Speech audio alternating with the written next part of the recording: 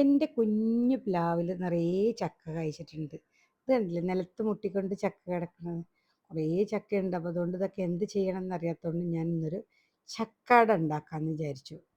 വലിയ ചക്ക ഫസ്റ്റിലാണ് ഇത്ര വലിയ ചക്ക ഉണ്ടാവുന്നത്. എപ്പോഴും കുഞ്ഞു കുഞ്ഞു ചക്കകളാണ് ഉണ്ടാവാറ്. ഇത് നല്ല വലിയ ചക്കയായിരുന്നു.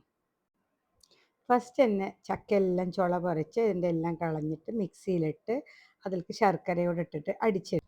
അതിനകത്ത് നമ്മൾ അരിപ്പൊടി ഇട്ടിട്ട് കുഴച്ച് വെച്ചു. അതിൻ്റെ വീഡിയോ എടുക്കാൻ മറന്നുപോയി. എന്നിട്ട് അതിങ്ങനെ എല്ലാം പരത്തി ഓരോ ഉരുളകളാക്കി പരത്തി വെച്ച് അതിലേക്ക് തേങ്ങയും ശർക്കരയും എല്ലാം ഇട്ടിട്ട് വാഴയിലയിൽ വെച്ച് മടക്കി ആവിയിൽ പുഴുങ്ങിയെടുത്തു.